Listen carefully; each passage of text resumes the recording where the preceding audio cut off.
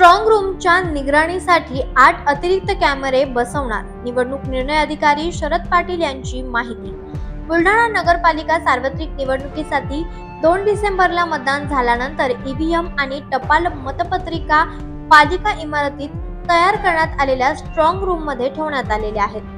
पोलिसांचा चोख बंदोबस्त आणि सीसीटीव्ही कॅमेऱ्यांच्या निगराणीखाली स्ट्रॉंग रूमची सुरक्षा असताना काही उमेदवार प्रतिनिधींकडून 5 कॅमेरे बंद असल्याचा आरोप करण्यात आला होता. यानंतर निवडणूक निर्णय अधिकाऱ्यांनी आज सकाळीच उमेदवारांना बोलावून घेत स्ट्रॉंग रूमच्या सुरक्षेची माहिती दिली. सगळी सुरक्षा व्यवस्था व्यवस्थित असल्याचे सांगत 5 कॅमेरे बंद असल्याचा आरोपाचं त्यांनी खंडन केलंय.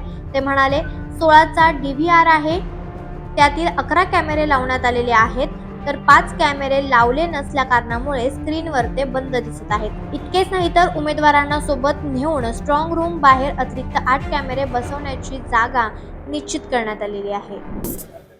साहेब, स्ट्रॉंग रूम मध्ये कॅमेरे सुरू असताना आता आज आपण पुन्हा कॅमेरे लावण्याची एक माहिती दिली, म्हणजे लावले का पडले हे का?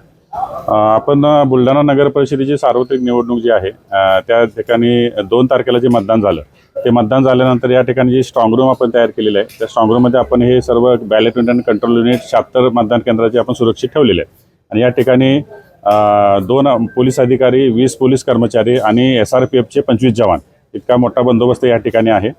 तर या ठिकाणी आपण मशीन्स मतदान झाल्यानंतर स्ट्रॉंग रूममध्ये ठेवल्यानंतरच आपण अकरा सीसीटीव्ही आपण कंटिन्यू लावलेले आहे तिथं, आणि त्याचा डिस्प्ले जो आहे तो उमेदवारांसाठी 24 तास बघण्यासाठी तो उपलब्ध ठेवलेला आहे. 6 तारखेला माननीय राज्य निवडणूक आयोगाचं एक पत्र आलेलं आहे. त्यामध्ये त्याने असं म्हटलेलं आहे की जे सीसीटीव्ही लावलेले आहेत त्याचा बॅकअप हा हार्ड डिस्कमध्ये घेतला जातो. तर त्याची हार्ड डिस्कची जर कॅपॅसिटी संपल्यानंतर आपण त्या ठिकाणी नवीन हार्ड डिस्क लावतो, तर त्या नवीन हार्ड डिस्क आपल्याला त्या ठिकाणी बदलून लावावे लागते.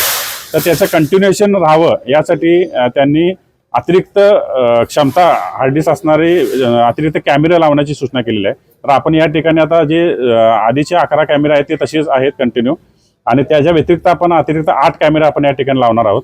जे कॅमेरे आपण आता उमेदवार यांना आपण आधीच याबाबत कळवले होते आणि बऱ्यापैकी उमेदवार सर्व पक्षांचे उपस्थित आहेत.